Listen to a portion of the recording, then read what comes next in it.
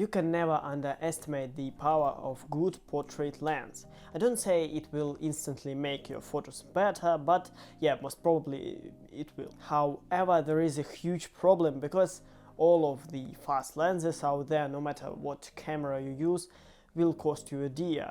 But not this one. Today I'm gonna show you the lens I started my photo journey with, the old school Soviet manual vintage lens, no matter how you call it, the Helios 44-2.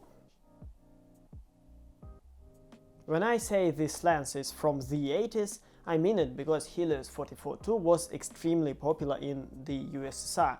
In fact, it was probably the most popular lens that have ever existed in the USSR.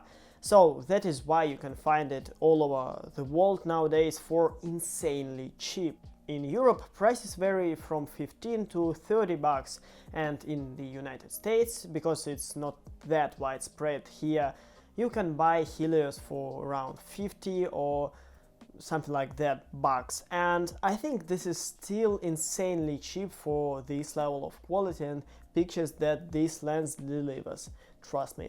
So why is Helios 44-2 is so popular and, as I call it, so great? First of all, it has a beautiful bokeh with unique swirly effect. As you may have guessed from the name of the lens, it has the aperture of f.2, and this is really nice for portraits. If you look at the corners of pictures, you'll notice that bokeh balls here become less like balls and more like ellipses in the corners of the picture. It really looks unique and lots of photographers all over the world like it. The second reason Helios 44-2 is so popular, besides the price of course, is the build quality.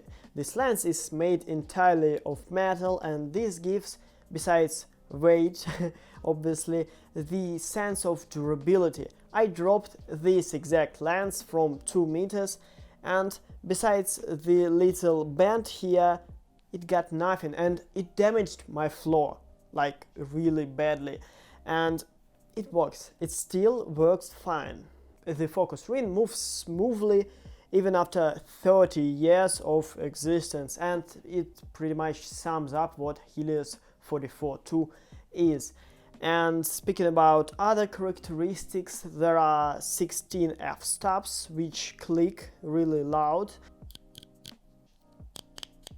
which helps you to navigate this lens without seeing it, because as I have already said and as you have already may guessed, this is a completely manual lens, so you have to adjust aperture and focus manually. Speaking about cameras and real use in 2021, you're probably gonna need an adapter from M42 to whichever bayonet you use, unless you want to shoot films.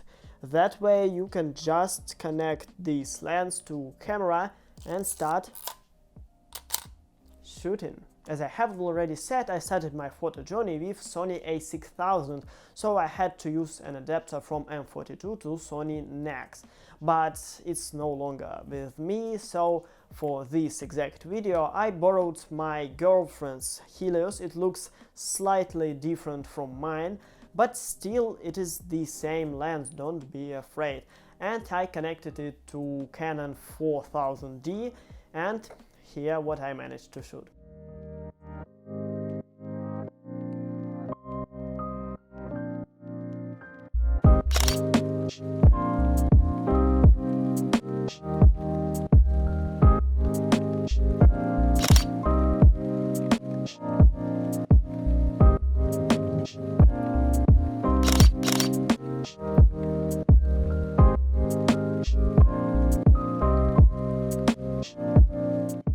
Anyway, that's been it for today.